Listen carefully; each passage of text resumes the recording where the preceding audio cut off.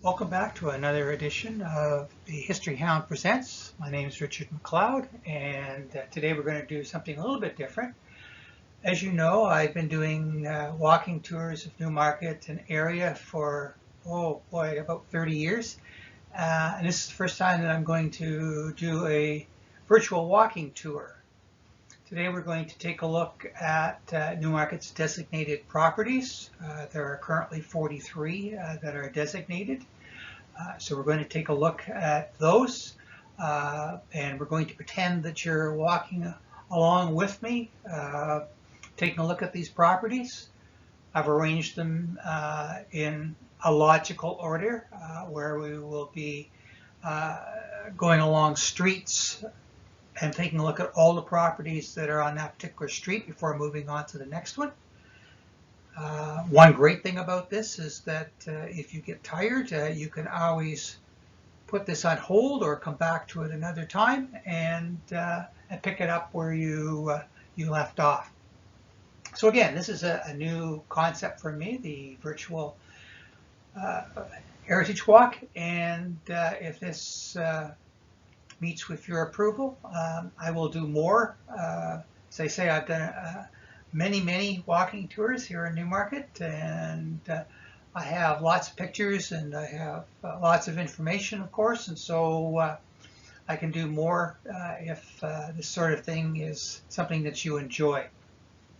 The other thing too is that we're guaranteed, I guess, dry weather. As I do this, it is a little overcast outside. It certainly is cool for this time of the year, so at least this way we're going to stay dry and we're going to stay warm. Obviously not ideal. I love to be out on the street walking along and talking to you, but so be it. The other thing that I think is probably worth mentioning is that usually on my walking tours I will give out handouts, and so that people can not only look at as we go along, but to have something to look at when they get home. We're going to do the same sort of thing here. The only difference is that I'm going to tell you where to find the write-ups on a lot of the information that we're going to cover today, so that you can go back, should you choose to, and look up the information if you want more information either on a property or on the general topic that we're talking about today. So without any further ado, as I say, we have 43 places to take a look at. And we will get started. Before we get started, we should probably take a look at what our goals are for today's walk. I'll keep referring to it as our walk today. So the first thing I want to do is I want to take a look at the whole designated heritage property program as it is laid out by the Ontario government. The criteria to become a designated heritage property, the rules behind the designated heritage property program. A lot of people are not aware of those. And it also be worthwhile taking a look at the difference between a designated property, a plaque property, and a property that has been set aside on a designated list. It is yet not designated, but it is one of those properties that the Heritage Committee and the town are looking at for possible setting aside in the future. So, we'll take a look at that. We'll take a look at the current designated properties. As I said, there's 43 of those. And we'll take a look at, as we go along, some of those places on the street that we sort of have our eye on for designation. But of course, as we will learn in a few minutes, the criteria to be designated is quite high, and so we may not be able to meet all of the criteria in order to designate a lot of the properties. You may also be surprised that properties that are not designated and you think they should have been or they would have been, and you may also be surprised at properties that are designated, and hopefully as we go along I will be able to give you an idea of why the property was designated, give you a little background. We'll take a look at the actual structure of the designation. It has to meet a very strict criteria and how it is designated. We'll also explain why that is and what criteria it has to meet, how the documentation needs to be done. And then finally, we'll take a look at the future, not only future designation, but also talk a little bit about future virtual walking tours that I'm thinking of doing. So we might as well get started, and for the purpose of this walk, we're going to start on Botsford Street. So the first property that we stop and look at is the Millard House. Now this house was one of the original Millard houses. For those people who have gone on my walks before, you will probably know that the Millard family owned a large chunk of Newmarket in the very beginning from an original land grant. They in fact owned approximately from Eagle Street to the north up to Queen Street, from Leslie Street all the way through to Davis Drive, or sorry, not Davis Drive, but Yonge Street, excuse me, Yonge Street. Of course, very quickly they started selling that off, but they owned a huge chunk of land, and as we go through here, you'll see that there's a few Millard properties that are on the list that have been designated. So, you know, I think it's probably important that we keep in mind that even though the Millard name was fairly famous in our history, it's not just because it was a Millard property that it's designated. There are other reasons. As I say, before we get started, I'll just quickly mention that there really are three categories of heritage listings that the town maintains on behalf of the province. The first one would be those properties that are deemed to be worthy of designation.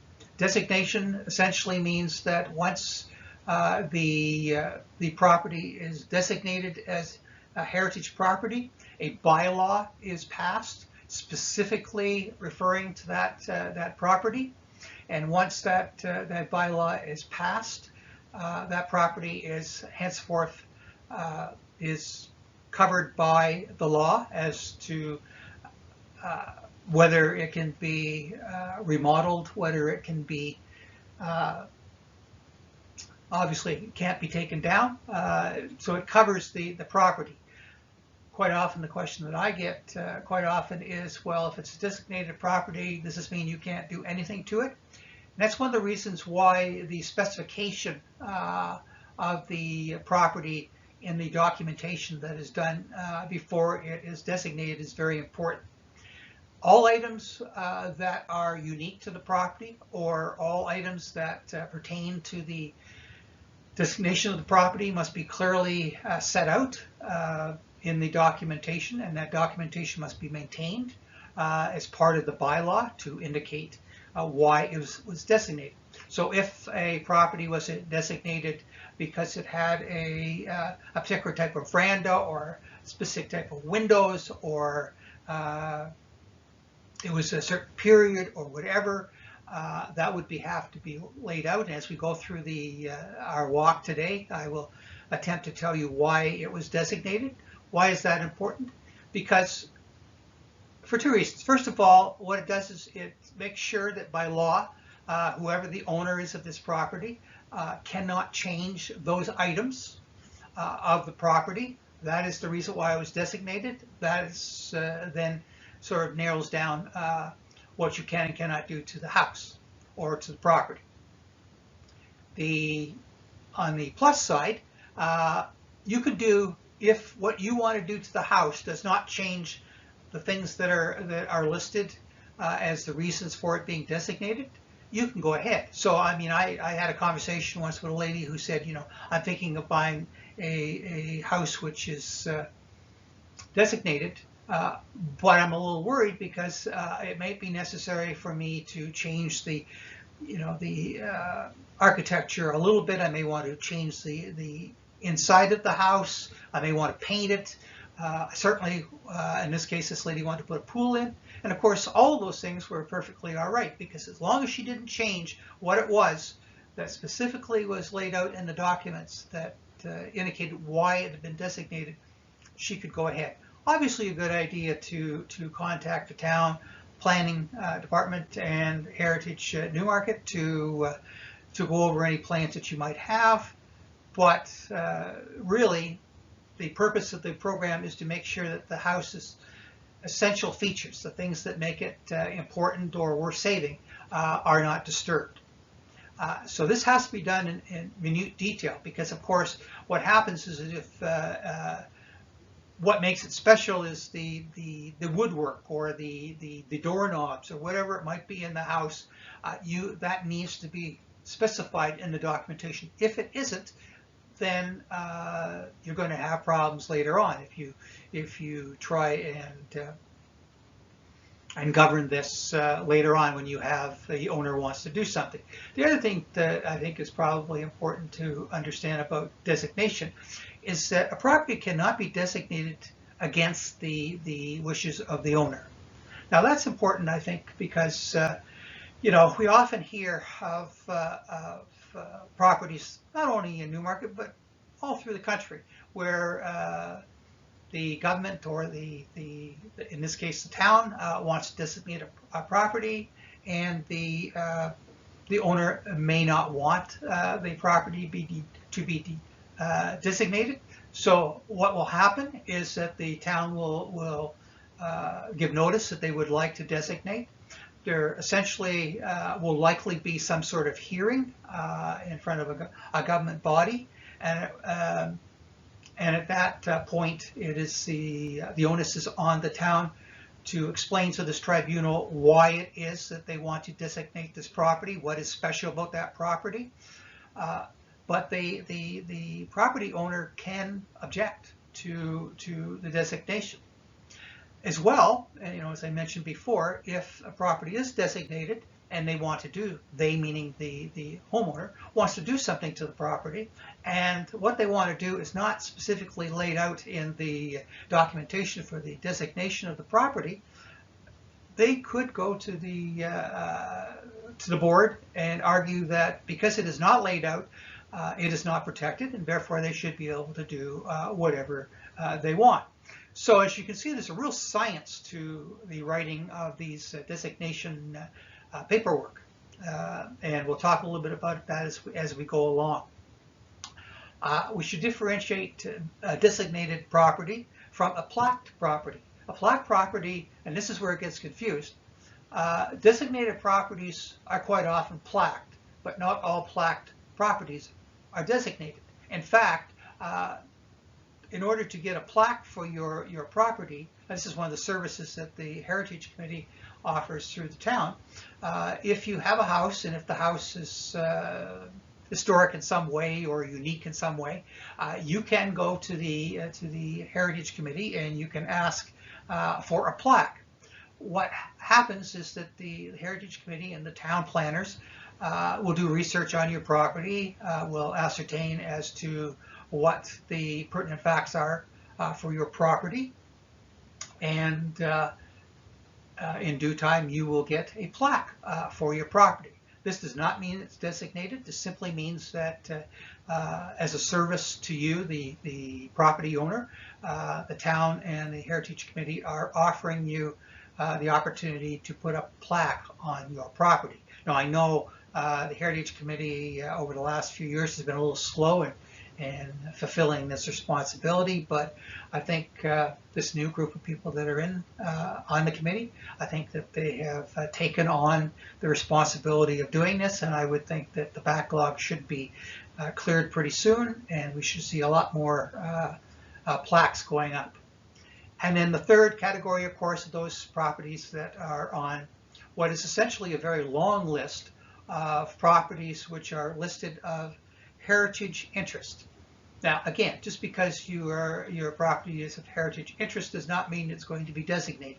It means that in due time there will be some sort of an investigation as to whether your property should it just be on the list, whether it should be designated. And there have been a number of properties that have gone from the designated or from the listing of heritage properties to being designated. But until the property is designated, it is just simply a property of interest, which does not protect it. And this is something that I want to emphasize. I have a lot of people who will say, well, you know, there's a home in my neighborhood or a building in my neighborhood, and it's historic, and it's on the town's list of properties of interest, and the property owner is going to take it down or is going to do whatever. The town, in most cases, what it will do is, if a property is on the listing of interested properties, they will take a look at it, particularly if you're going to take the property down. They will take a look at it, and there will be a study done to see whether it's a property that is worth saving. If it is worth saving, then the town will look at passing a bylaw to protect the property. What are the chances of that happening? Well, it has happened in the past, and we're going to see a couple examples in our walk today. But all properties, as I said, that are on the wish list probably will not be designated. There is no timetable for designation. Unfortunately, quite often the timetable is driven by the wish by an owner, or unfortunately by the deterioration of the property that the town and the heritage people need to step in to do something about it. So that gives you a little bit of a sort of cursory idea of how the designated property program works. If you want more information on that, I wrote an article for Newmarket Today, which you can pull up by going to the Newmarket Today website and searching under Remember This. And I think there's about 100 articles there now. And one of the articles that I wrote was on this whole structure of the heritage preservation project or plan as it relates to the Ontario government, because it is an Ontario government program. And so you can take a look if you're really interested in more information about how the program works. And as we go through our walk here, I will draw attention to some things about certain properties to sort of reinforce what I've said about the criteria for becoming a designated property. And now we're back to, as we stand in front of the John Millard house, as I said, the Millards owned all this land at one time, and this is one of the houses that they built. It's located, as you can see, at 367 Botsford Street. It's a nice little gray house. It was designated because of its elaborate trim surrounding a double, what they call a double leaf door.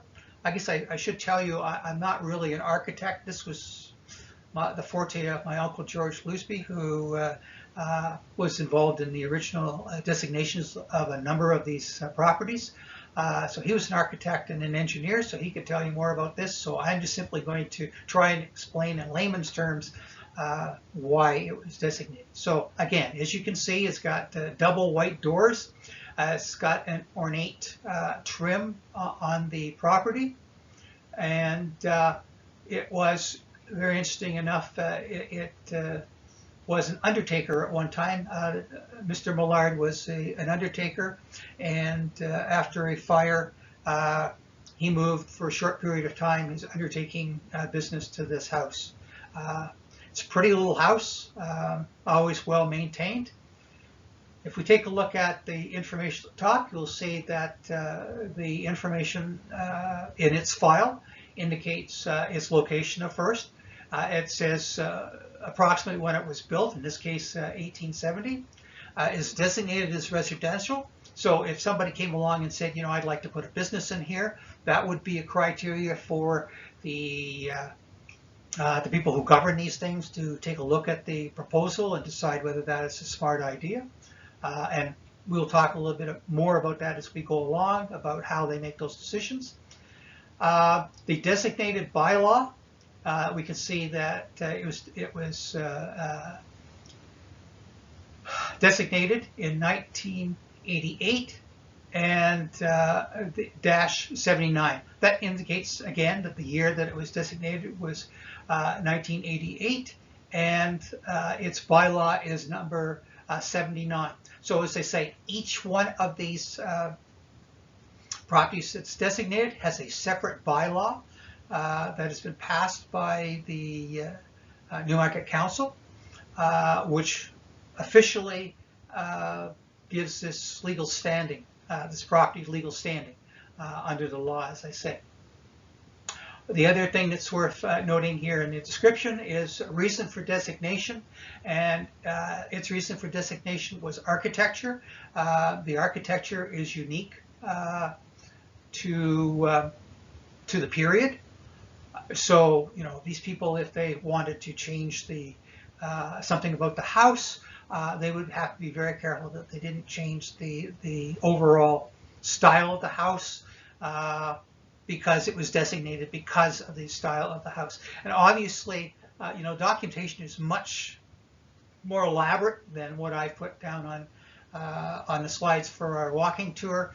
I've just tried to give you the highlights of what it is that we're looking at. But this, as I say, I've walked by this house many, many times. It's a beautiful house, and as I say, the people who own it do a wonderful job of looking after it, which is a blessing for us. One of the difficulties, as you know, I'm sure if you've been following some of the difficulties that we have with designated properties, is that the property owner does not always take good care of it.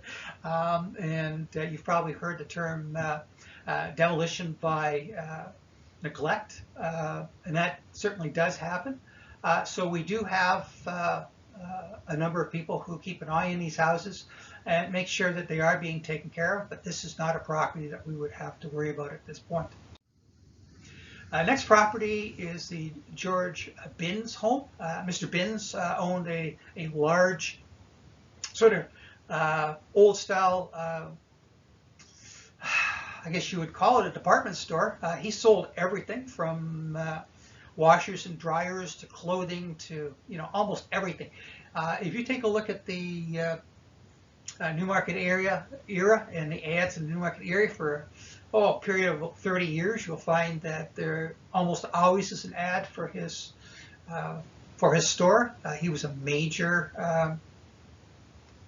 I guess you say, economic driver on Main Street.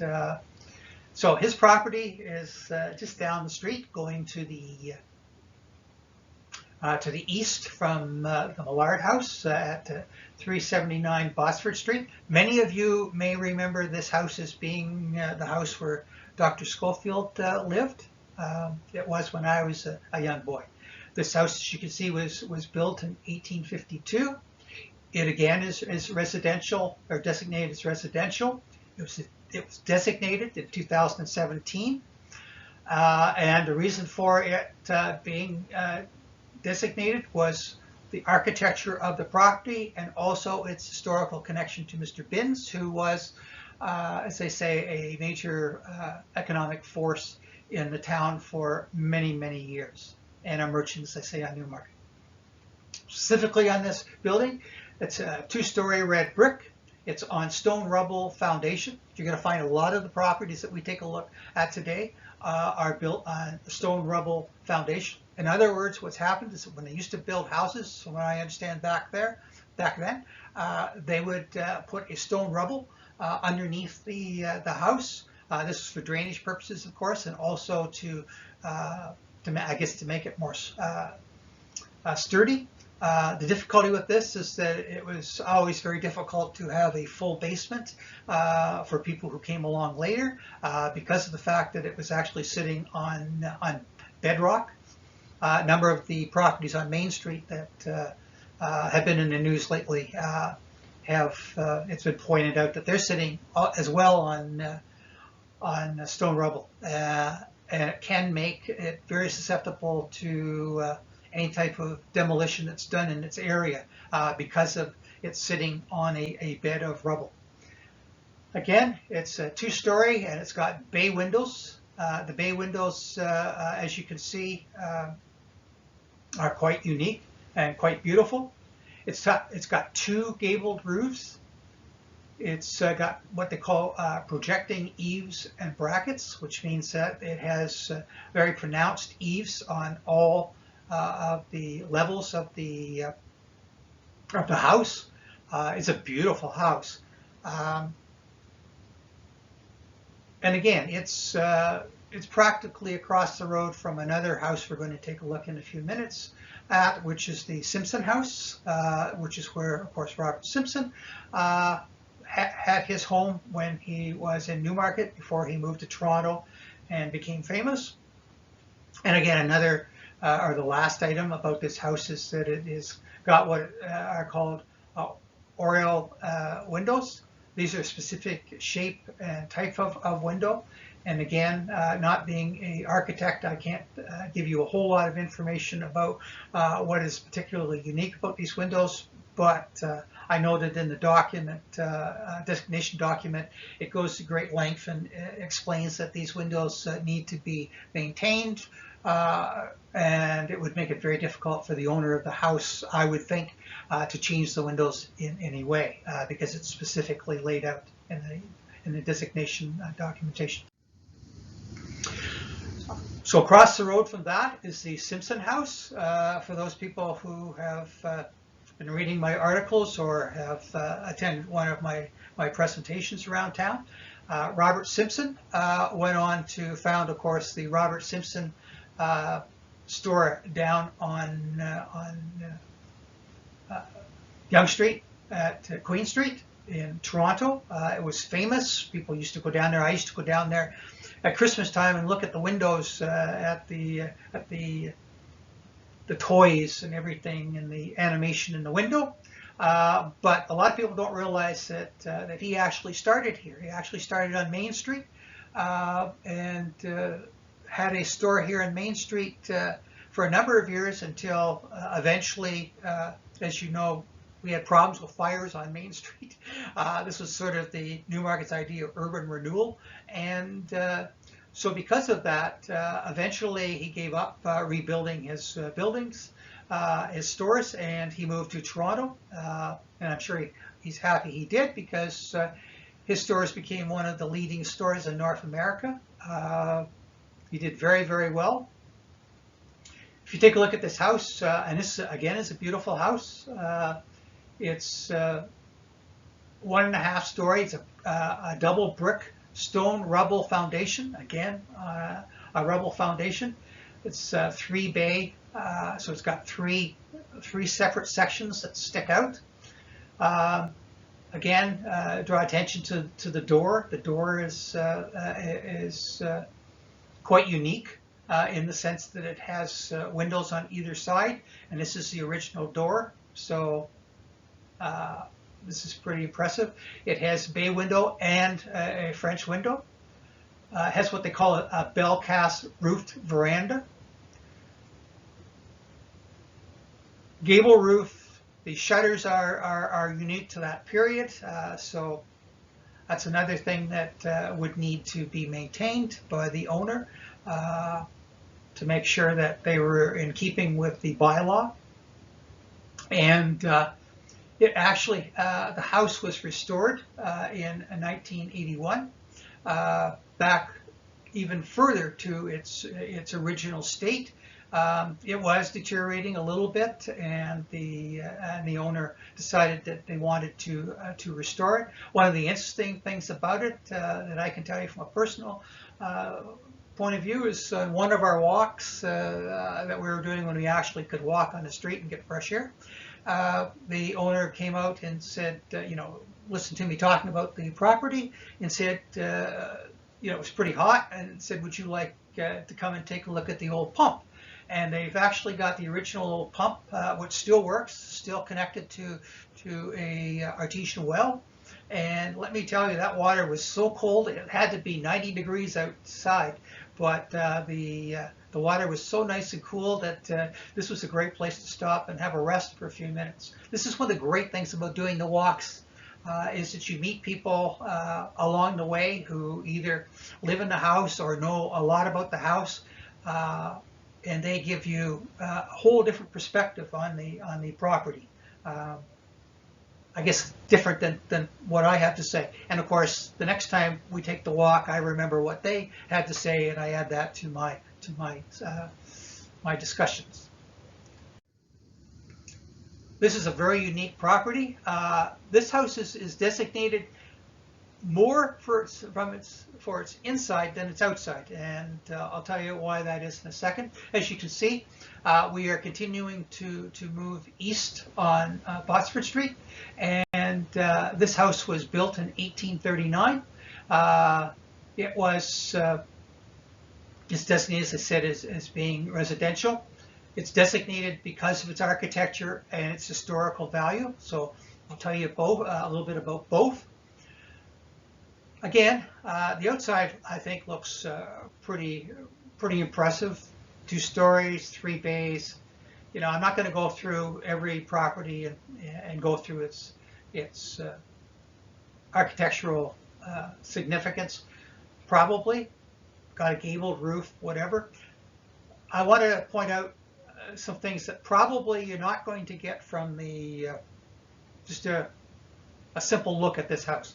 First of all, this house, when it was built, when they were building the house, the gentleman had this absolutely fascinating idea that what he would do is he would have local painters and artists come in and decorate the inside.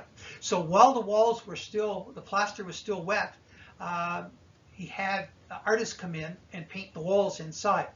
So one of the interesting things about this property is that it's as much designated for the paintings and the wood sculptures that are inside the house as it is for the outside. Yes, it is a terrific looking house outside, and it's very unique in its architecture. But as I say, the inside is fascinating. And again, I was very lucky one day when we were doing a walk that a gentleman who lived there heard me talking about the paintings, and he said, you know, if you clean your feet off, you can come in and take a gander at the inside, which we did, and it was absolutely fascinating. Obviously, it must be tremendously difficult to maintain because the painting is embedded right into the plaster as it was drying, so it's extremely unique. So that's one of the interesting things about this house. If it's ever listed on the Open Doors program that we have here in Newmarket, usually I believe in the fall, and if it's open, you should take an opportunity to go in because it's a fascinating place inside. Second thing I think that's worth talking about is that this house, as you can see, dates back to the time of the 1837 rebellion. There was a house standing here at the time, and this house has been sort of encompasses the original house. What's interesting about it is in its backyard, first of all, is a huge old tree, said to be the oldest tree in Newmarket, still in its place. We had a little bit of a difficulty recently when the town sort of forgot that this tree was important and allowed the people behind to pave too close to the roots of the tree, and the tree was starting to show signs of not being able to get enough moisture. So that had to be taken care of. The tree is designated under a different law, but it is in fact designated, so nothing can happen to that tree. That tree is unique because this is a tree that marks the spot, or approximately the spot, where the old Presbyterian kirk or church was located. And the reason why that's of interest is that the prisoners that they arrested locally in the 1837 rebellion, because we didn't have a jail, were in fact incarcerated in the old Presbyterian church. So these people were actually housed, I guess you'd say, until they were marched to Toronto for their trial, were actually housed in a Presbyterian church, locked up. And of course, I think things were pretty difficult for these people as far as food and it being very cold and whatever. And the people who lived in this house at that time used to sneak food over and hand it in into the window, or through the window, I should say, of the old Presbyterian kirk, in order that these people would have proper food. And it's said that they also were given extra clothing so that they could keep warm. So, you know, it has a historical significance as well. So not only is the property of unique interest, but also the tree that is behind it, which is a huge tree, estimated to be at least 200 years old. And then, of course, the fact that its connection to the 1837 rebellion all makes it, you know, part of the designation process.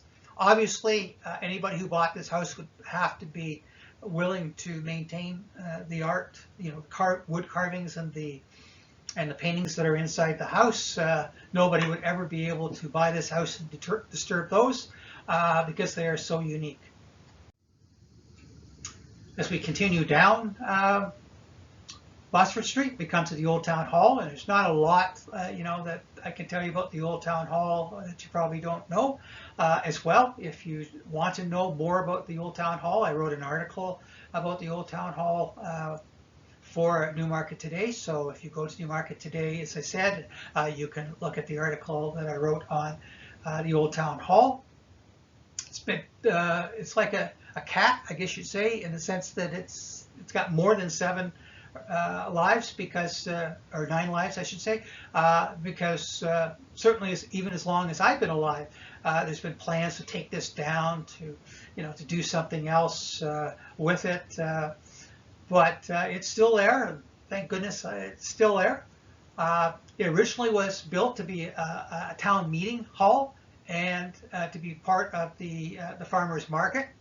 You know, we now have we have a farmers market which is held down in River Common, but the original farmers market was located just behind this this building on Timothy Street, and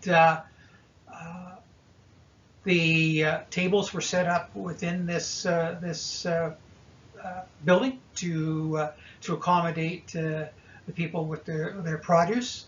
So, as I said, it was built for 2 reasons: to be a meeting hall and also as farmers market. Almost any historical meeting that was held in Newmarket, whether it be the meeting to organize the plans for the building of the canal, the plans to bring hydro to Newmarket, everything that happened in Newmarket for a period of you know, about 120, 130 years, usually took place in here. This was the place the town had all its meetings. This, of course, served as the one of the locations for our town hall at one time. Hence, it's called the Old Town Hall.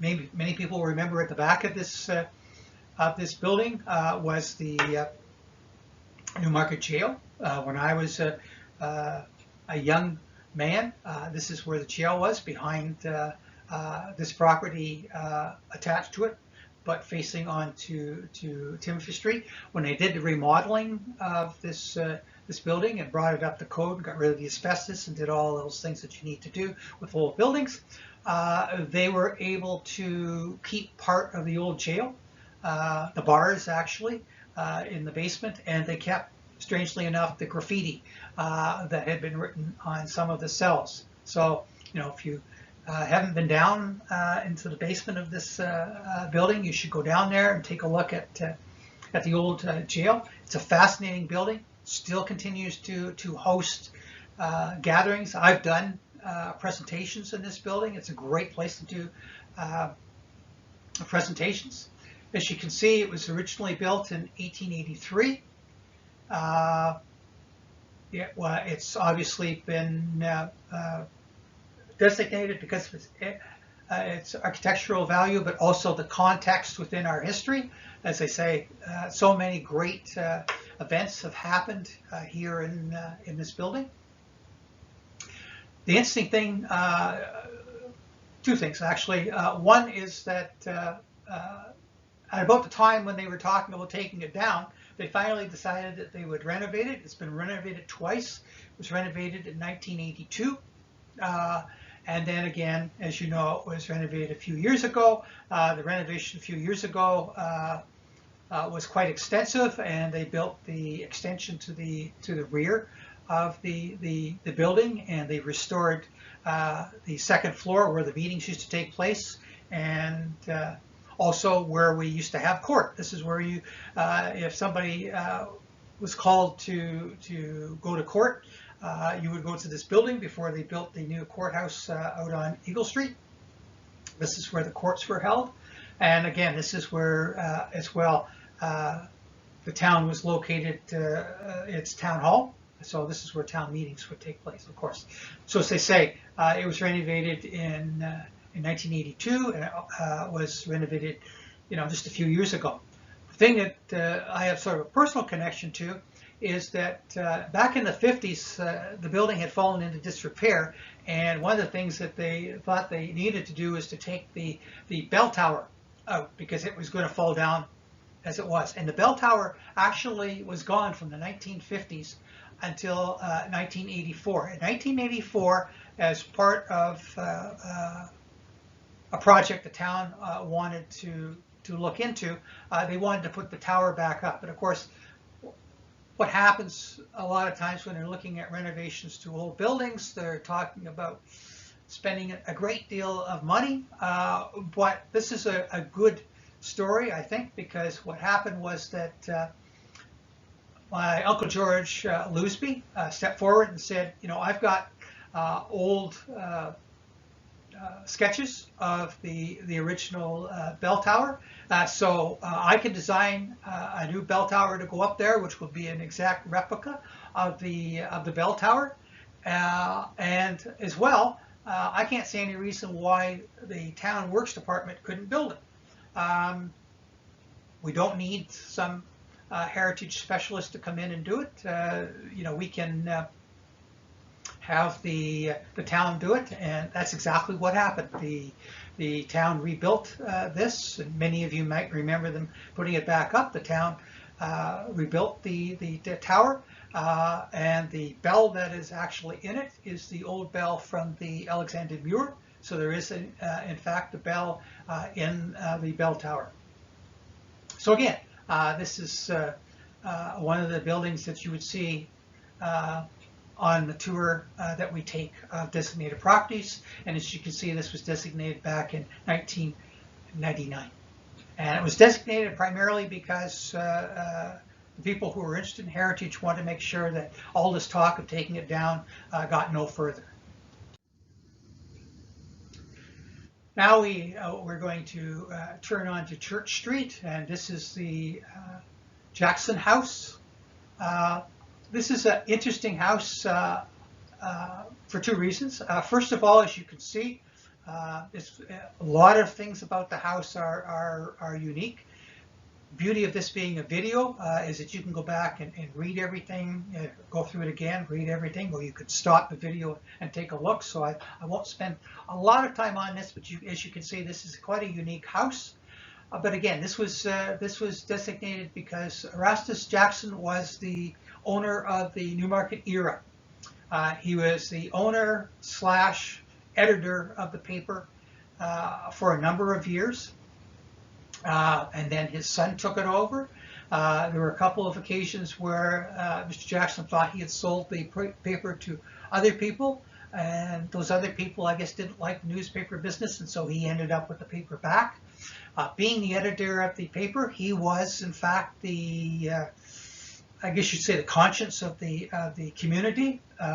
Because he had a paper, his opinion was widely shared in the community from the very beginning, and he had very distinct ideas of how things should proceed.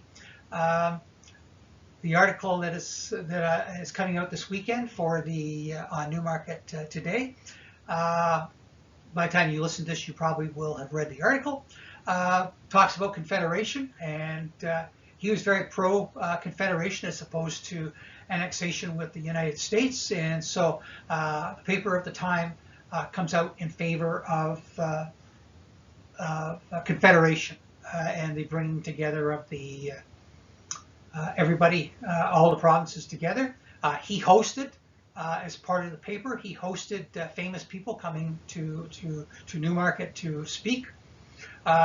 At the time that we were debating what to do about Confederation, George Brown, who was the editor of the Globe and Mail, and Macdonald, our Prime Minister, both came to Newmarket to speak locally pro-Confederation, so that is of interest. The other interesting thing, for those people who read my article on Prohibition, Mr. Jackson was very pro-Prohibition, and I would argue that we would never ever have taken that gigantic step of having Prohibition in Newmarket had it not been for him and probably the mayor of the day, Mr. Kane, both of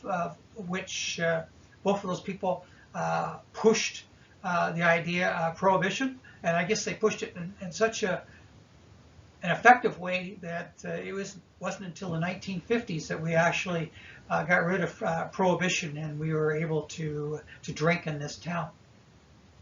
So again, this is an interesting house, to walk when you're walking along. Designated in 2018 and is designated as a residential.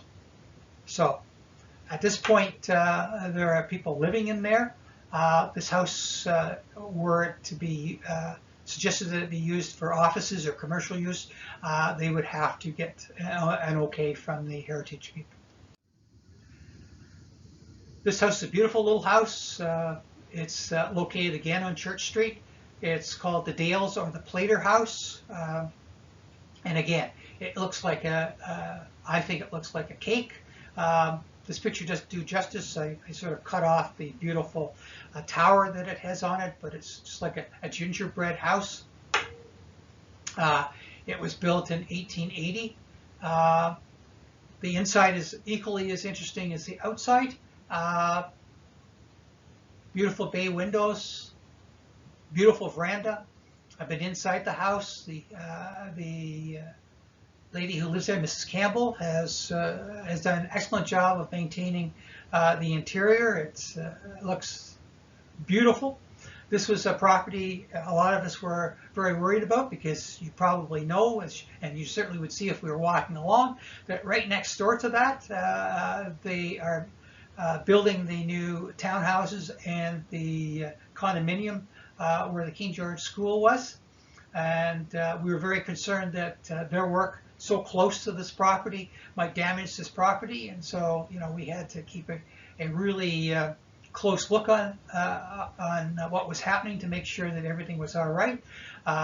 Again, this is another house which is built on a stone rubble foundation, which meant that construction that took place near it could damage the walls, could damage the way it sits, and so that needed to be taken into consideration. Because there was just no way that we wanted anything bad to happen to this house. So again, this is a house that I suggest if you're out for a walk, or this tour that we're doing could probably be done by car too. You could put the video on your iPhone and drive around with and take a look at these properties. So we're on Church Street. We go further down Church Street. This is the St. Paul's Anglican Church. This church, probably most people will remember, was in grave danger of being taken down. It was had fallen into disrepair. As you can see, it was built in 1884, and it needed substantial work done to the property. As is usually the case, there were a large number of people who were members of this church who felt that it would be nice to build a brand new church, and so they were against spending any money to fix this church up.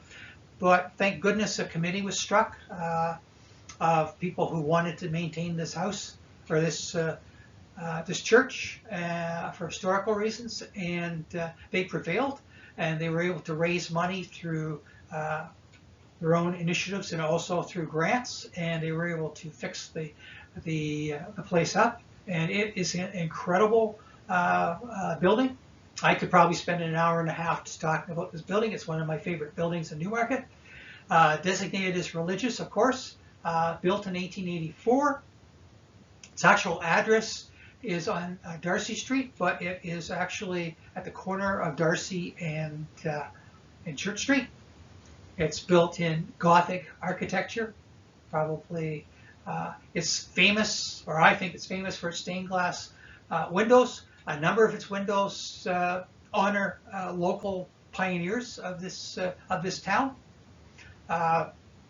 If you go into the church, and I certainly suggest that you do so, if you go into the church, you will see that there are a number of monuments inside the church honoring its early patrons and honoring the history of Newmarket. There are actually little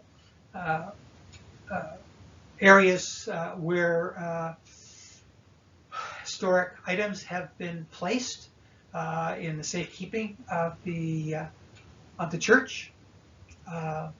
So again, I mean, this is in any walking tour that I do, if we come anywhere near this area, we certainly would come and take a look at this property. The people who run the building are always very nice and allowing me to take people in to take a look at the inside. And again, it is the location of a second church. There was originally there was a church on this corner, and that church was taken down, and this church was actually put up. And I think it's in pretty good stead. I think it's being kept in excellent condition. Any renovations that have been done have been in keeping with the architecture and the historical value of the buildings. So I think we're pretty safe in this building, you know, staying within the family of heritage properties. Now, we jump down to a building that is, I guess, in the news a little bit. It's actually called the Union Hotel.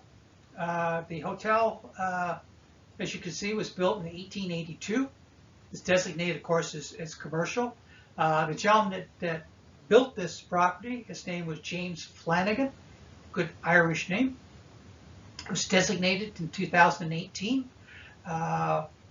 It's designated for its architecture, for its historical value, and the context. This is an interesting property because, as well as being the Union Hotel, so as well as being a hotel, and of course its location to the train station, which is just around the corner, probably made it very popular. It also was a brothel, and it was a brothel for a long, long time. As you can see at the front, it's got I guess an enclosed porch over the main entrance, and this is, they tell me, where the young ladies would stand and wave at the men going by. One of the reasons why I think it's an interesting building is that I think the whole idea of the fact that in part of its designation documents, it's pointed out that it was a brothel, and as they say, it was a brothel for quite a length of time. When I was a little boy, this property was called the Corner Cupboard. This is where I used to go and get my ice cream. It's funny how you look back on things. When I used to go there, and they had great cold pop too. When you went there to get an ice cream cone, they'd have a little bell, and it would say to you, ring the bell for service. Please be patient, because the people who work here may be busy doing other things. As a child, I always thought this meant that they were probably preparing meals. Little did I know that at the same time as I was buying ice cream, people were being entertained on the second floor of this building, which I think is quite fascinating. history is very interesting, I think. This property, of course, most people know, was raised up when they were fixing Davis Drive, and it sat empty for a long, long time. But I understand that as we speak, they have yet another person who has stepped forward, and it looks like this person's serious about maintaining the building. This building is a perfect example of what happens when a building is designated, because it has very strict rules of how it can be used and how it has to stay. So the person, one of the reasons I think why it's been so long since somebody has actually moved into this building or has actually purchased this building, is that there's a number of stipulations. This building is not originally a brick building. This building was actually a wooden building, and I know that part of the original plan was that the brick would be removed and that the new owner would have to restore it back to its wooden state. Don't think that's going to happen. I think the only thing holding it up is probably the bricks. But as I say, it is designated, and that's the reason why it's still there. For those people who are saying, why didn't they just bulldoze it? That wasn't an option, because it had been designated, as they say, in 2018. And you know, the date is interesting because that is the point at which they were talking about moving it, or talking about moving it back. So I think the town decided that in order to make sure that it wasn't destroyed, they would designate it. And as you can see, it's got some unique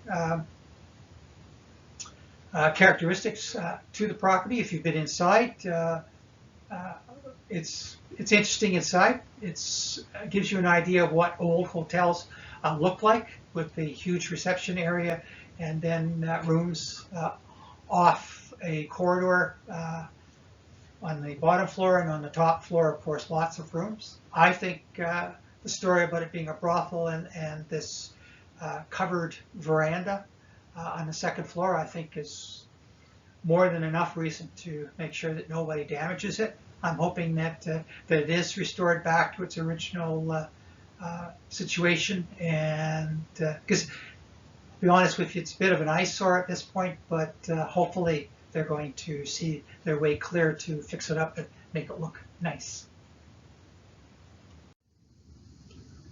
The railway station. Well, I mean, everybody remembers the railway station for so many different reasons. We used to have two railway stations in Newmarket. We had this one, which was for the Grand Trunk, which became the CNCP.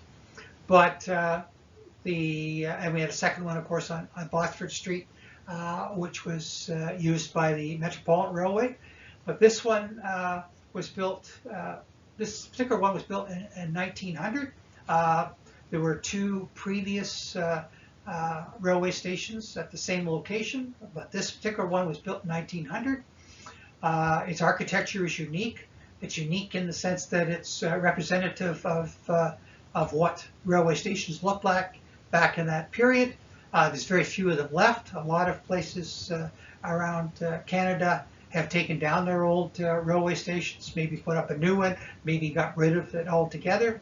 The great thing with this one, the great lesson, is that it was repurposed. When it looked like it might be in grave difficulty, it was repurposed into the Chamber of Commerce building. This is where the Chamber of Commerce is located. The designation is transportation, and as you can see, designated 1987.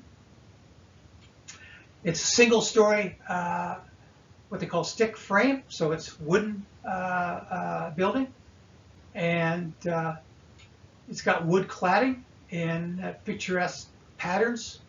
They tell me that this is a very pretty building. It's got cedar shingles, which I guess in itself is quite unique. And it was actually restored in 1910. So it was built in 1900 and then restored in 1910. As part of this property, many of you who grew up in Newmarket will probably remember that there used to be railway sheds behind it. This is where they used to store the grains, of course, and all the produce that passed through the railway station. So that used to be there, and of course, right behind there was the co-op. When I was a child, it was a co-op store. It, of course, eventually fell apart and had to be taken down. So I think most people see this building every day, but like most things, it's probably not appreciated as much as it should be.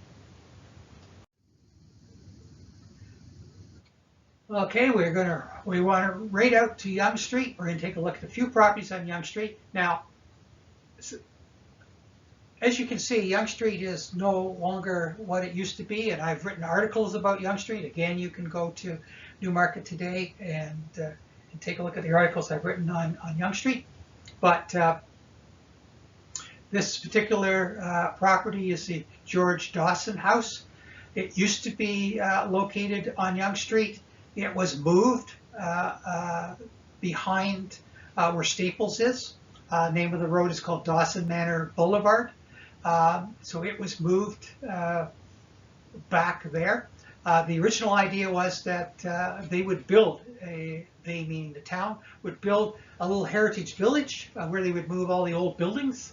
And of course, they did move 3 buildings. And then what happened once they moved to 3 buildings and they realized that this land was worth a lot of money, they sort of shelved the idea of having the historic village back there like Markham has, and they sold the property off to developers. And so of course the developers came and put modern houses in, but these houses are in fact located behind there. So this is the George Dawson House. As you can see, it's been repurposed into a co-op insurance building.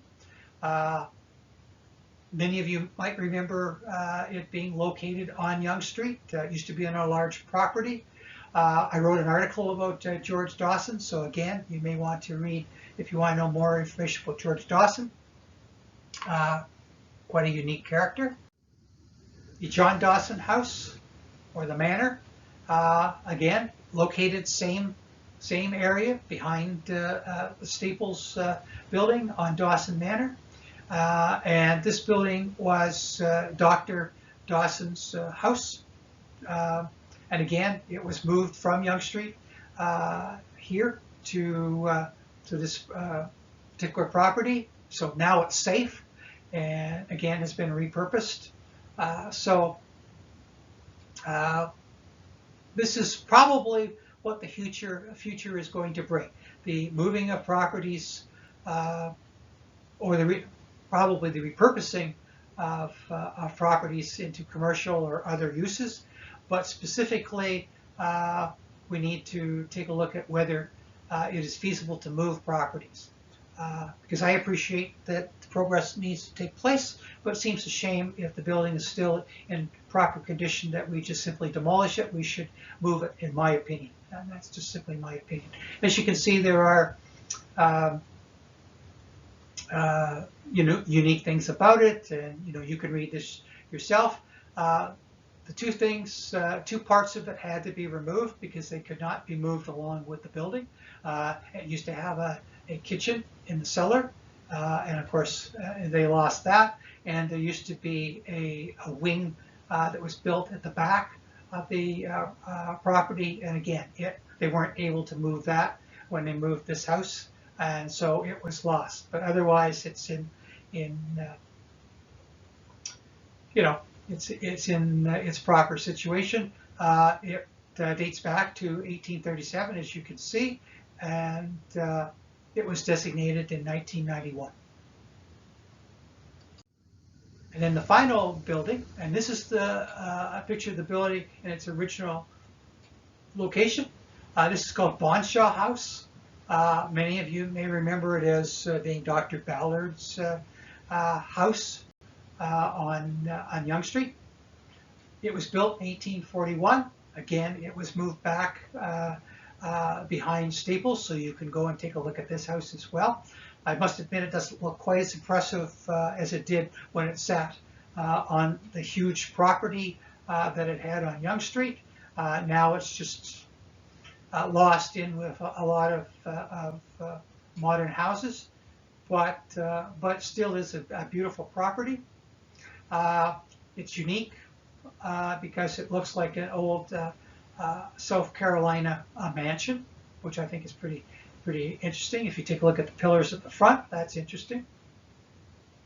And it was moved, as I say, from Yonge Street. It used to sit on a large property. There used to be a farm there. There's probably many people out there who will see this this video who remember it when it was in its original location. You may even have visited the property back then. But again, they moved it to make sure that it was maintained, repurposed, which is what you want to hear, and its property was used to build a plaza, like we needed more plazas. But Eagle Street. I've written articles about Eagle Street. I've done presentations about the Eagle Street Pioneer Burial Ground. This burial ground was built in 1883, 1884. It was built on property that had been donated to St. Paul's Anglican Church, and St. Paul's Anglican Church decided that they would build a cemetery here. It contains a number of the original people who were pioneers here in Newmarket. It, as I say, the land was donated to the church. The church built the cemetery. One of the designations for the person who donated the land was that it had to be a multi-denominational burial ground. So there are people buried here who are not necessarily Church of England, but they are people who wanted to be buried here. They had some connection to the town in some way, one of the original pioneers. It contains the remains of 120 of Newmarket's early pioneers. If you take a look at this picture, you'll notice that there don't seem to be any stones here. The difficulty was it was like a lot of things that was sat and was neglected for decades. And when they came to clean it up, they discovered that a lot of the stones were damaged or gone, and they had no idea where people were buried. So they came up with the idea, and I think it's kind of a unique idea. What they did was that they set the remaining stones into concrete, but this doesn't even begin to represent all the people who are buried there. Just recently, I know that they brought the ultrasound in, and they tried to get an idea of where all the burials are, and they discovered, a lot of burials that they had no idea that they were there. Gentleman whose name was Eli Beeman, who was one of the original pioneers here in Newmarket, was buried there way back in 1820. So there were people being buried there even before it became an official cemetery, which I think is interesting in itself. The Anglican Church took it over in 1862. And the burials continued up to the early 1900s when the other cemeteries had opened, and they no longer needed to use this property. And it's not a very big property anyway. For those people who are not sure where it is on the north side of Eagle Street. It is across the road. I believe it is a music store now. At one time it used to be the LCBO. So it is across the road from there.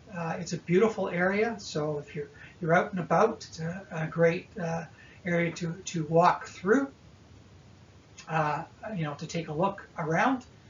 So I would suggest that. One of the interesting people who are buried in here is one of the people who were connected with the Franklin expedition.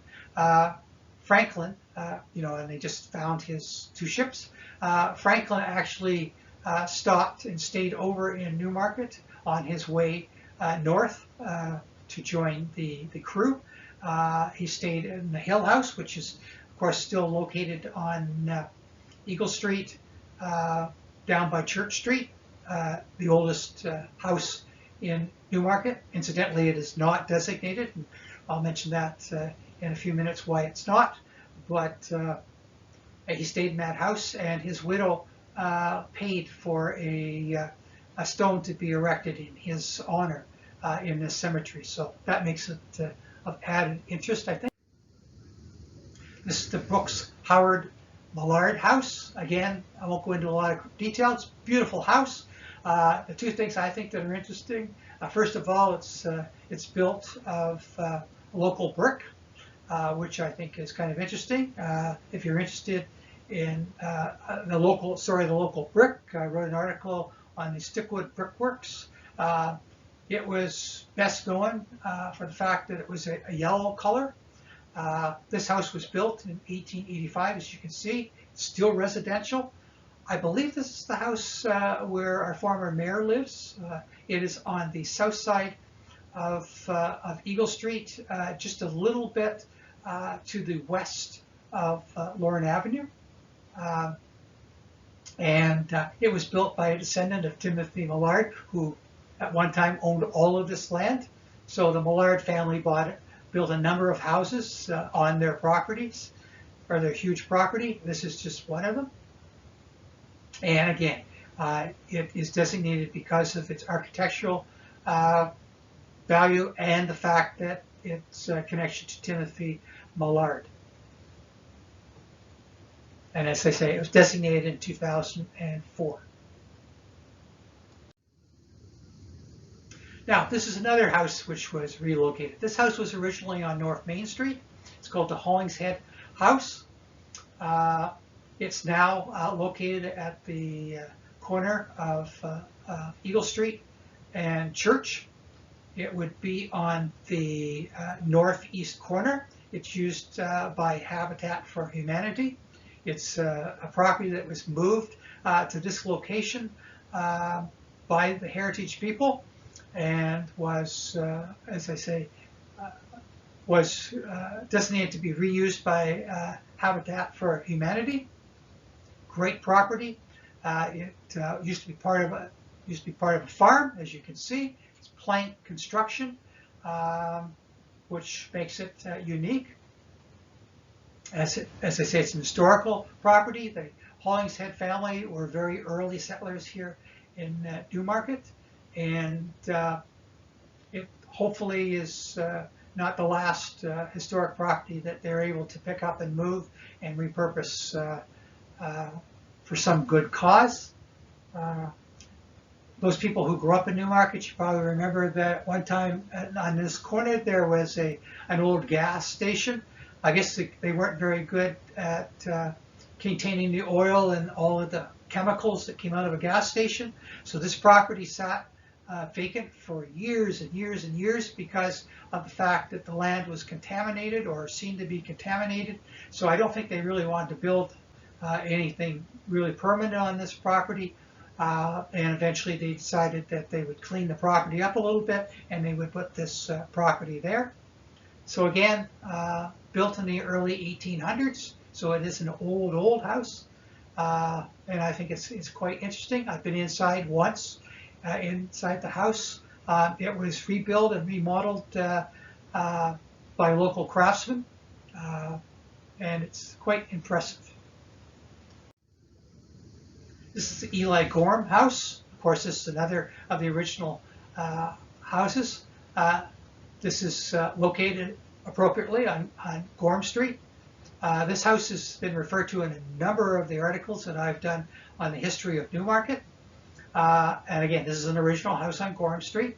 The Gorham family had mills. They owned a number of mills, and this is how they made their living. And in fact, the mills were located on the other side of Gorham Street, going to the south along Prospect Street and reaching out, of course, to Leslie Street.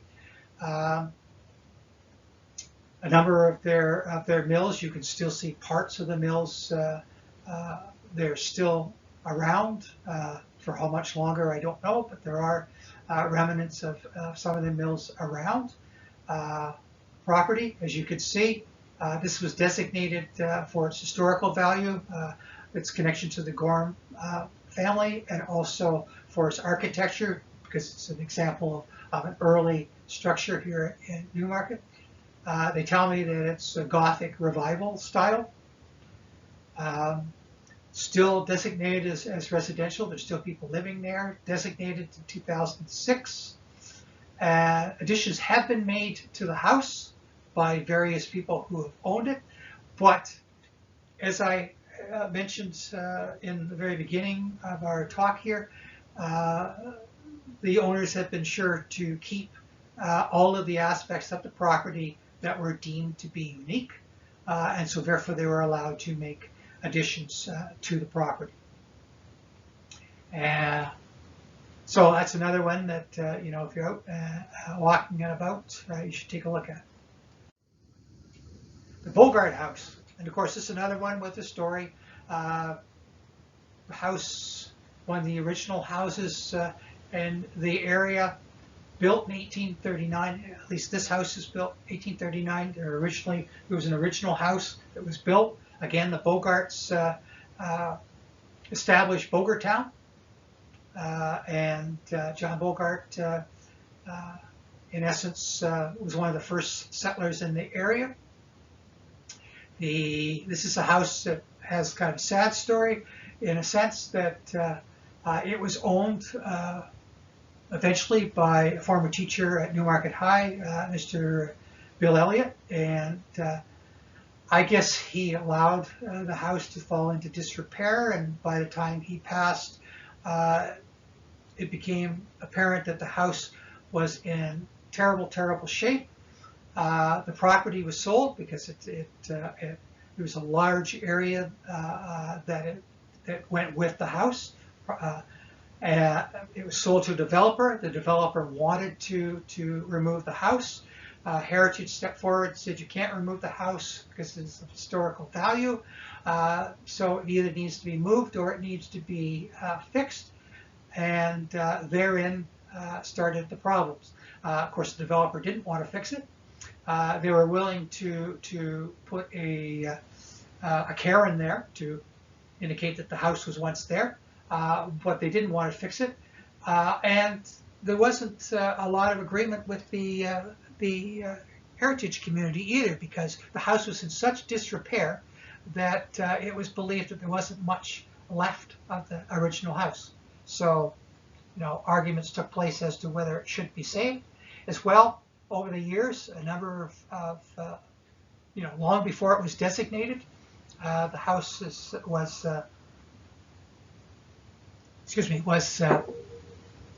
changed with additional things done to it. So many people argued that the house did not maintain its original design. So was it worth saving? So the fight still goes on. It's all fenced in. It's boarded up. It's just sitting there. According to what I can see, it's rotting away. And, you know, there's not much to see, I guess, now of the house because of this. The other thing I think that's interesting to mention about this property is that the building can't be enjoyed because, again, they for safety reasons they've had to board it up and surround it with fencing. Unfortunately, during the time between the time that Mr. Elliott died and the time that they put up the fencing and boarded it up, people entered the home And anything that was original, the original doorknobs, the original doors, the original woodwork, was all removed. People went and took it. So that is probably another reason why it's not quite as historic as it once was. But it does have, and you can see some of the things that are listed. It does have some of the requirements to be designated. So there you are. This is another property that is in danger, but at least it's been designated, so that should help a little. The Lazenby House is on Lauren Avenue. Many of you have probably gone by it.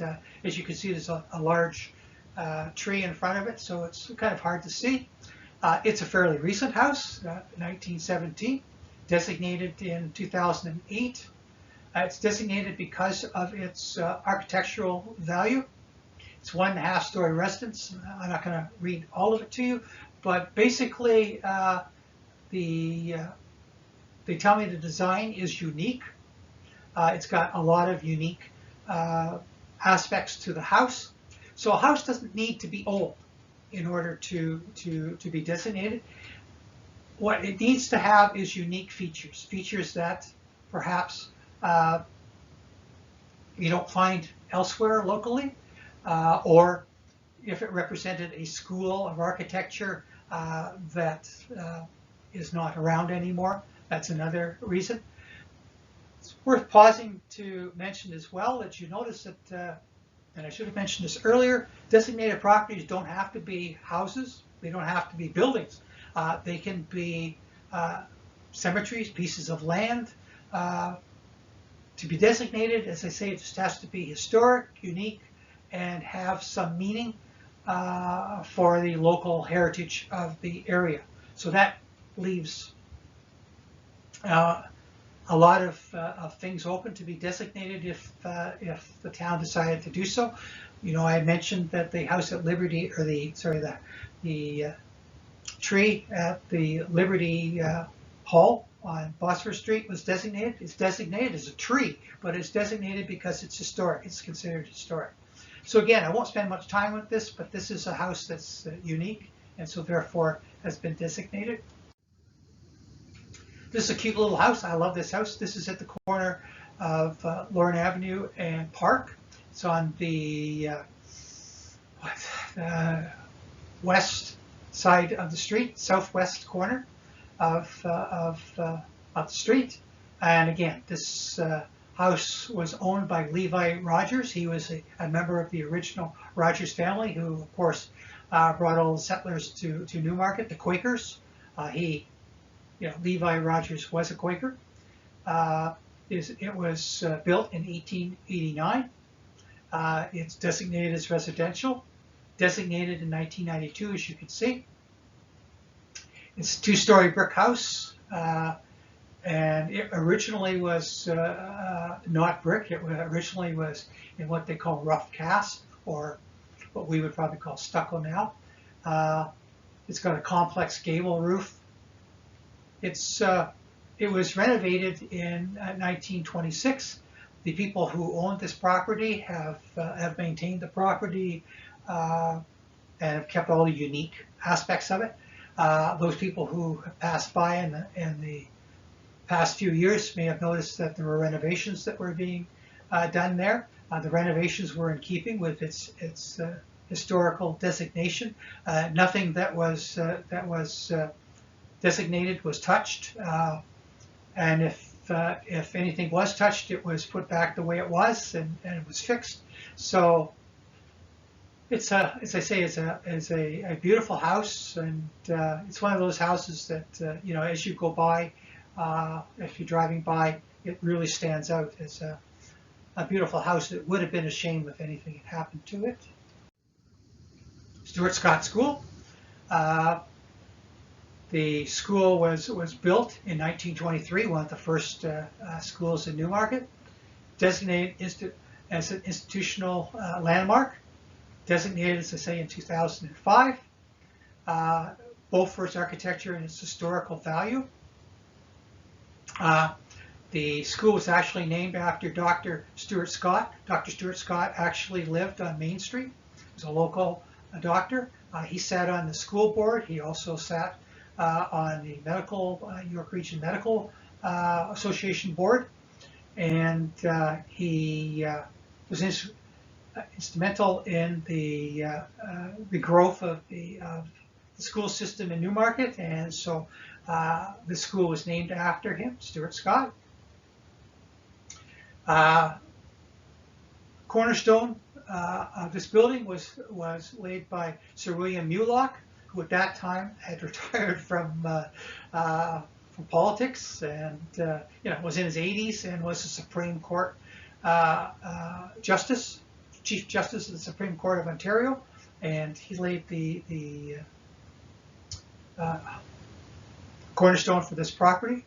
I think it's a beautiful school. I attended school here. Many of you probably would have. It's located on Lorne Avenue by where Lions Club Park is.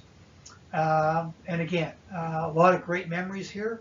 I know somebody joked one day and said that it should be designated because Evelyn Denny taught here for a number of years.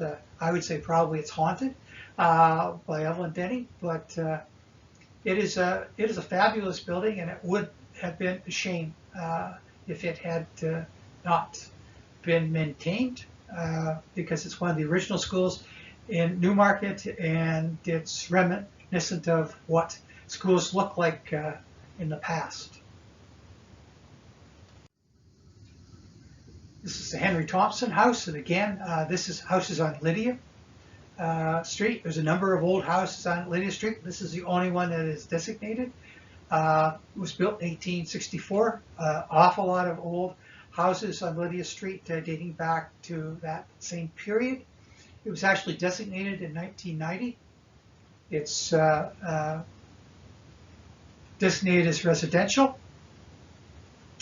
Its architecture, I guess, is partially because of its gables, partially because it's got a unique entrance to the house, and partly because it is got a specific type of siding, which is fairly unique for the area. So there's a property that I guess they could have designated a number of houses on this street, but they decided that this house would be designated.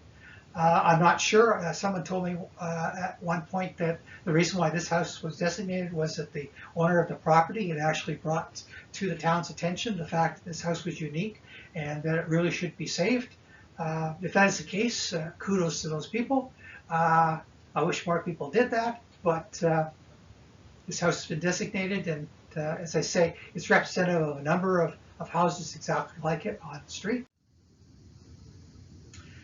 This house is on North Main. You probably have passed it if you've been on the way to the cemetery or you're traveling up North Main. You may even have ridden by it on your bicycle.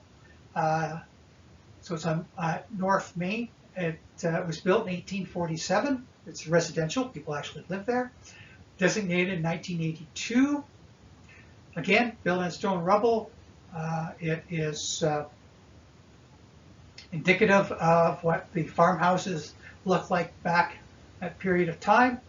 And again, 6 foot by 6 foot window sashes. This is the thing I think that strikes you as you initially look at the house. Again, well maintained.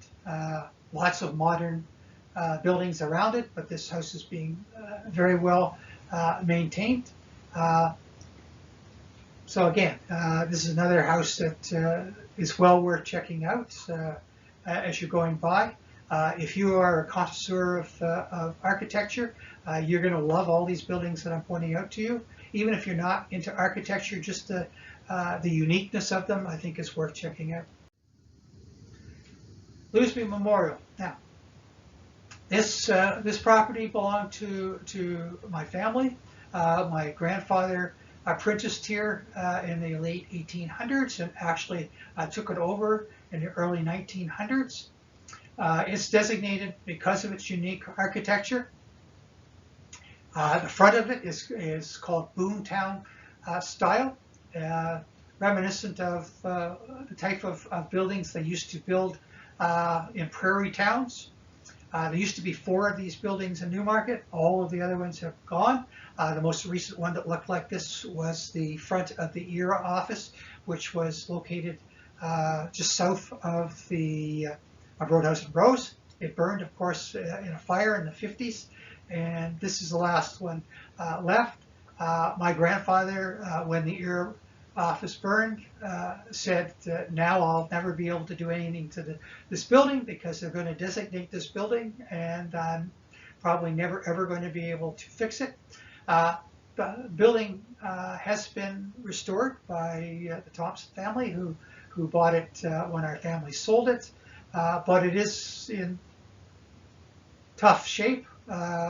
So hopefully there's going to be money available to fix it. One of the unique things, you can see some of the windows at the very top of those windows at the front are original windows that were made. This house was, or this building was built back in 1865. Its first use was as a sewing machine store, selling sewing machines that were made locally in Newmarket, but became a shop selling tombstones very early, and it is very unique. I think as you travel down Main Street, it's one of the most unique buildings on the street, and it would be a shame if anything happened to it. But as they say, if you're walking by, stop and feel the sides of the building. It is actually corrugated steel sides, which I think is kind of interesting. It's not brick, it's not wood, it is corrugated metals. Second floor, of course, is no longer in a habitable shape, and so it's been closed off. But as a child, I grew up in this building, being babysat, so I can tell you the second floor was always cool. I used to sit up on the second floor. You can see the shutters. I used to sit up on the second floor and watch all the parades go by. Great place to watch parades going by on Main Street. And I should put a plug in for the fact that it's one of the 2 oldest buildings, or oldest buildings in Newmarket that are still constantly in use. The other one would be Roadhouse and Rose. Roadhouse and Rose is an older business for the same use, but this building, I believe, is an older building per se. Many people, as you walk up Main Street, and again, this is going to be on the east side of Main Street, and we're heading south on Main Street, is the T.J. Robinson House. This house is surrounded by townhouses now. It used to be part of a large property. There's a huge property in front of it. Now it looks kind of funny because when they built the townhouses all around it, all the property was taken up, all the old trees were taken down, and so it sort of stands out, which may be a good thing because you can see it from the street. But it is got a famous veranda. Those verandas are very unique. When the developer was developing the land, he made a mistake and took these verandas off, and he was forced to put the verandas back on, and he had to spend a great deal of money to have the verandas replaced by a heritage expert, because apparently these verandas are very unique and very few people know how to reproduce them. So I think it's kind of interesting. Also kind of interesting is the fact that the house was built in 3 stages. As you can see very clearly, the center part of the house was built originally, and then they built 2 wings. You wouldn't know that they were 3 separate stages. I think it's a beautiful house. If you're going by it, you can see it from Main Street. Built in 1871 originally, and designated in 1988. Christian Baptist Church, oldest church in Newmarket. This particular church was built in 1874, but it's on the site of churches dating back to the early 1820s. You wouldn't know it, but this church originally was a red brick building, and it has been painted over. One of the difficulties with the local brick from Newmarket here was that it tended not to last very long, and so to maintain it, most buildings that were built of that brick painted, and this has got a number of coats of paint on it. But again, it is the oldest church in Newmarket, designated, of course, as religious. The initial church, if you're interested in this, is located on Bosford Street. It is where the Masonic Hall is. That actually predated this church, and it was actually the first Christian Baptist church on the site. It was designed by a famous man, John Stokes, and again, you can read an article about John Stokes on Newmarket Today. I wrote a whole article about all the buildings that he built and what was unique about them. A lot of people mentioned to me that asked me if the tower is still in use. One of the difficulties is that the tower is in very bad shape, and so it's maintained, but it's not used. It's in bad shape. But again, it is designated, been designated since 1989, and it's got beautiful, if you ever get an opportunity to go in, it's got beautiful stained glass windows in it. It's a real treat to visit. Many of you will remember it went up for sale, but thank goodness it wasn't sold. They couldn't find a proper buyer, I guess, for the property, and it's still being used as a church, and hopefully they will be able to maintain this property. I know it must be very expensive to maintain, and it does need a lot of work, so I don't know what they're going to do. But at least the sign is down, so that must mean that they are not going to sell it, which is good news. This, of course, is now our library. A lot of people remember that it was a North York registry office. This is where they used to keep all the local registry information. This is where you would go. Even when I was a kid, you would go if you wanted to know who originally owned a house, or boy, even how much taxes people paid on their house. You could go here and look it up. This is where they maintained all of those records. This is another property that was designed by John T. Stokes. This building replaced an original building that looked a lot like it, which was located right on the corner of Millard and Main Street. This one replaced it in 1884, and then when they moved the North York Registry office out, and they moved all the records down to Richmond Hill, I believe, the town rescued this property, and it became the home of the museum. I think it's a great place for the home of the museum. One thing that's unique about it is when they built the property, and of course because it was storing vital records, it's got double walls and double roof, so double layers of brick. So it was in fact fireproof, which I think is kind of unique. So again, this is a very unique looking building, and I would suggest that it might be one of those buildings that you want to take a look at, both inside and outside, because it's a beautiful building. Post office, and of course, I need to say no more about the post office. This was a building that was the center of a huge fight not very many years ago. Better known probably as the Clock Tower. This building was built in 1914, 1915. It was built to be a federal building and as the new post office. Designated by the federal government because it was a federal building, designated by the provincial government, and also designated by the town of Newmarket. And for those of you, and I won't go into the story, but for those of you who probably remember, there was a big deal of excitement when it looked like a developer was going to build a 7 or 8-story building, completely enclosing this building. People were all aghast, and there were petitions, and all these things happened, and the developer gave up his fight, and it still is there, but it is empty.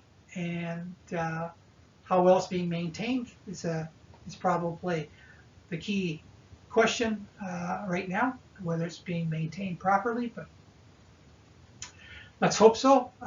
And because it's a beautiful, beautiful building, hopefully they think of something that they can put in there that's going to do tribute to the building. It was designated back in 1995. It was designated again as part of the Main Street Heritage area. So it is well protected. It's a well protected building. But again, they have to get somebody in there, and they have to make sure that it is being maintained properly, because we don't really know what it's like inside. It was a nursing home for a long time, but it's sat empty for a long, long time, and that's never good for an old building. And as you notice, it's got a clock tower. The clock doesn't work anymore. It used to work up to the period where the developer decided that he wanted to think of another use for it, wanted to encase it, and so they no longer maintained the clock. But this was a fixture. When I was a kid, you'd listen to the clock striking the hour and the half hour, and I grew up with this, and many of you probably did as well. The Haynes house. This is a house you probably, unless you knew it was there, you would never find it. This house was originally located on Leslie Street, still located on Leslie Street, but they've built in front of it. It was a farmhouse, part of the Haynes farm, historic farm on Leslie Street. Its new address is on Meadow Lane. So what you need to do is you need to turn off Leslie Street to a small lane that runs off Leslie Street, and this is how you would see this house. As you can see, built on stone rubble. It's vertical plank. The people who own this property, Mrs. Haynes, who owns this property, inherited it, has maintained the inside, so it still looks exactly the same as I guess it did when the place was built. As you can see, it has a whole listing of things that are unique about it. It's also got an outhouse, not an outhouse for washroom, but a utility house, I guess you would say, because again, it was part of a farm. The farm property was sold off, and the house was maintained. Thank goodness for that. And this one, when you're out for the walk, and we're out for the walk, first of all, I have to ask permission to walk on the property, obviously, because we are actually have quite a trip to try and get back and find it. And second of all, it is hidden. You wouldn't know it was there unless somebody told you. This house is located on the corner of Lorne Avenue and Millard. It's called the Robert Schmidt House. Mr. Schmidt was the manager of the office specialty, and this is the house that he moved to, designated as residential, built in 1921. It's got unique architecture, as you can see, and I have it listed here. I encourage you to go back at your leisure and look at the video, and you can actually read all the descriptions and see what's unique about it. Designated in 2006, so not that long ago. It's designated because it's part of what they call a prairie style house. Again, a number of these houses are designated because they're a unique style of architecture. But it's a beautiful house, and if you're going to designate a property, at least make it unique. This house is just called the Edwardian house because it's built in Edwardian architecture. This house has been sold a lot of times, but thank goodness everybody that has purchased the property has maintained it. So it's still in great shape. It was built back in 1910, still being, as I say, used for residential. And it was built as part of a number of houses in the area, but it's the only house that has maintained its original characteristics. The other houses have changed too much to be designated, I guess. But again, this is located on Millard Avenue, and we are moving. We're on the south side of Millard, moving east on Millard towards Main Street. This is the Stoddard house. Most of you probably know this house better as the home where Joe Sponga lived. This house was built back in 1912. Mr. Stoddard managed the industrial home, and again, industrial home, or the poor house as I like to call it, was the old building that was located at the corner of Eagle Street and Yonge Street. And I wrote an article about that, probably one of the most interesting articles I've written in the 100 that I've written for Newmarket today. So I would suggest you might be interested in going and reading the story about the industrial house. But anyway, he was the manager of the industrial home for a number of years. And actually from 1919 to 1935. And he did a lot to clean up the industrial home, make it a little nicer place to be. And I won't give away more about the story of the industrial home, but it was a pretty horrible place. If you ended up in the industrial home, you weren't a very happy person. As I say, the house was built by Mr. Stoddard, and many people will remember this house as being next door to another great big house, which used to be Browndale, which was the house where they had for the people who came over here as home children from Britain. And it was actually next door to the west of this house. That house, of course, is gone, and Lauren Avenue has been built all the way through, but it used to be located there for those people who are trying to picture where this property is. This is the Stookwood farmhouse, better probably known today as the Stookwood Walker farmhouse. This property this was designated back in 1998, but it's fairly recent that the town has taken over this property. It's located on Mulock, just going to the east of the Magna Center, and it's on the south side of the street. It was part of a farm. The house is being repurposed. If you've been following the news, they're going to be using it as a daycare. So it is going to be used. The integrity of the building is being maintained. The house was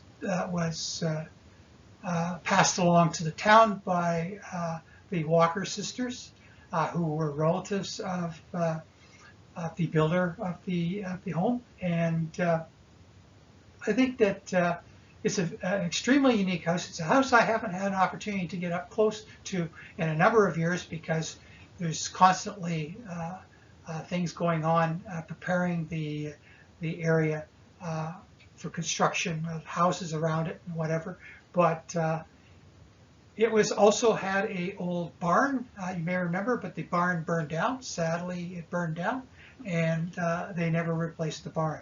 But the barn as well dated back to the 1880s and was quite historic. And unfortunately, as I say, it burned. Somebody got in there and torched the place. So, what can you do?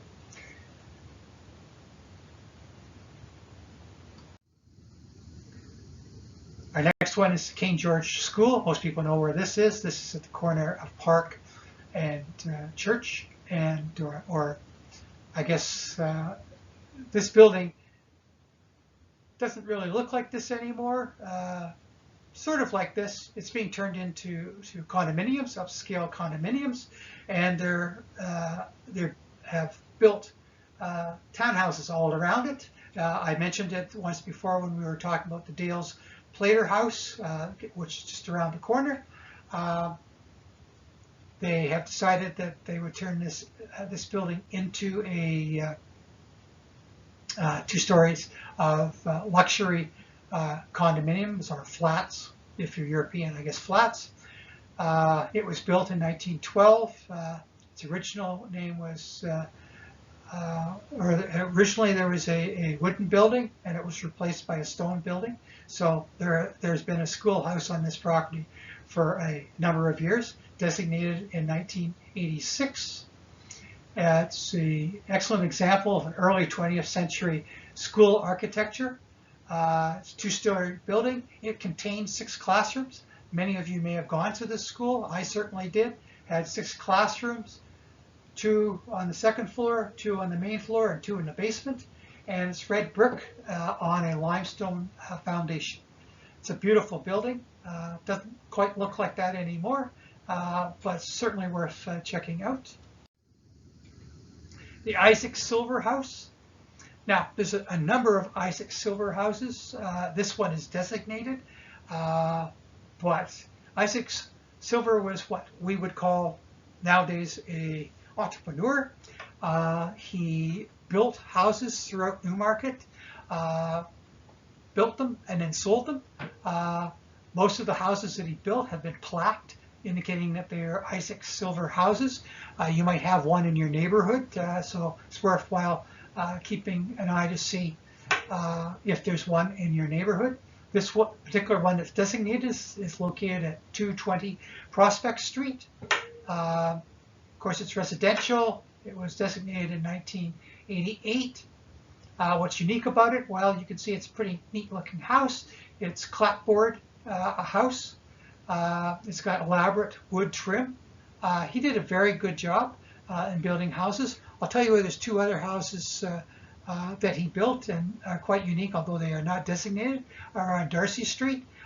Moving to the east along Darcy Street on the north side, beside the Anglican Church, you will see 2 side-by-side houses done by Isaac Silver. 2 houses that look very, very different. One of the things that you notice about Isaac Silver's houses is they all look very different, which I think is an interesting thing. But anyway, this house, as I say, is a designated house.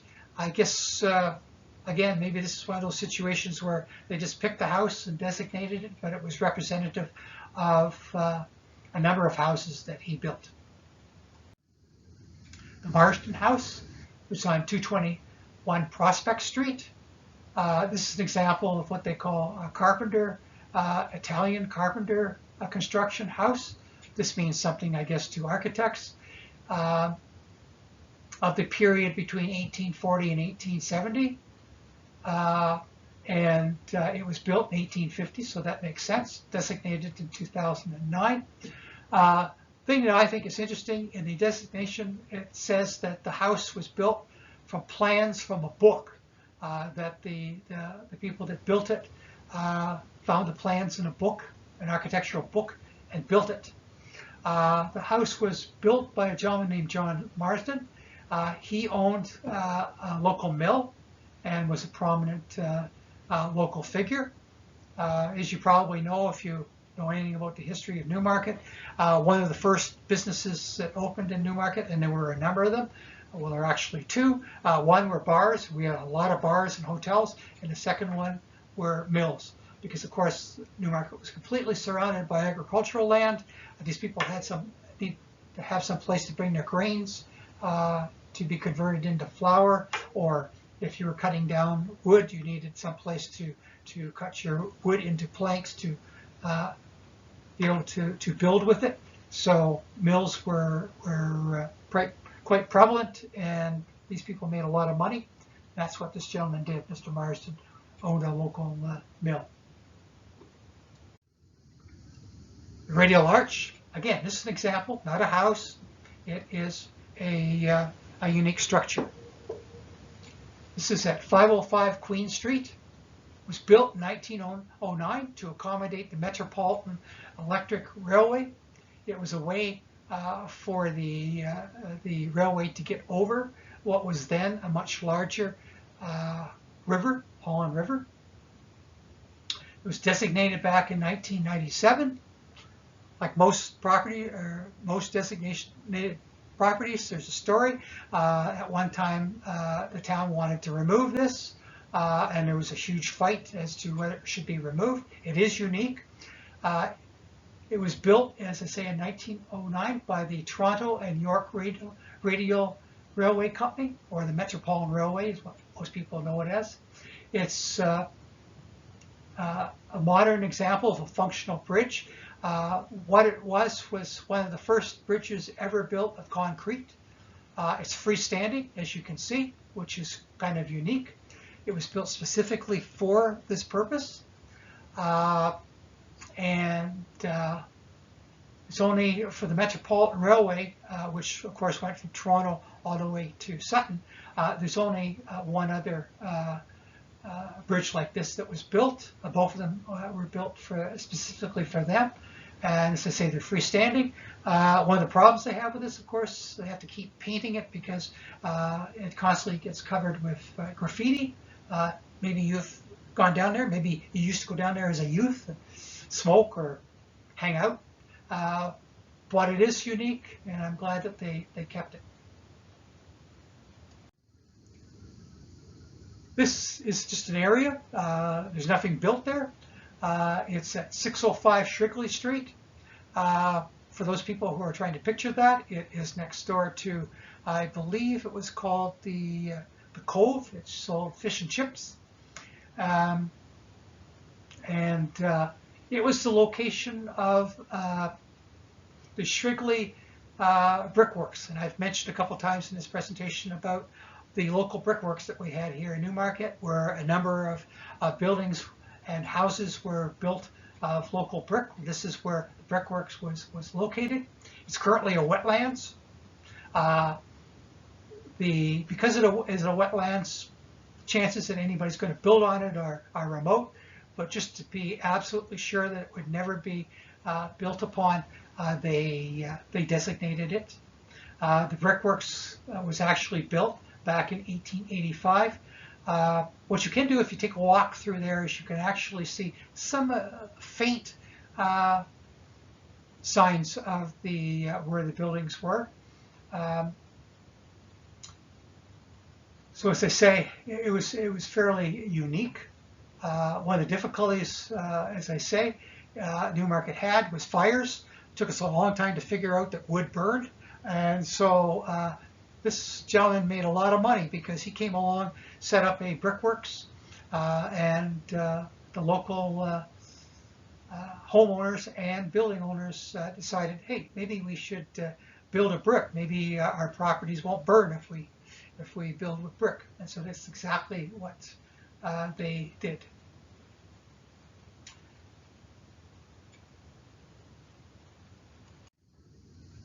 The office specialty building, a lot of people don't realize that the office specialty building has been designated. It was built in 1913. As you know, the office specialty at one time probably employed close to half of all the people in Newmarket. It closed, of course, in the 70s, but it's a unique building, and that part of the building, this is the part that goes from Timothy Street to the north, has been designated. It was designated back in 1991. Now it's been turned, of course, into luxury lofts, but the things that it's designated for have been maintained, as you can see. So it will be there forever and ever. Hicksite Friends Burying Ground. Now this is an example of a cemetery that is located there on Yonge Street, behind where the Stronach Women's Shelter is located. But most people don't even know that it's there.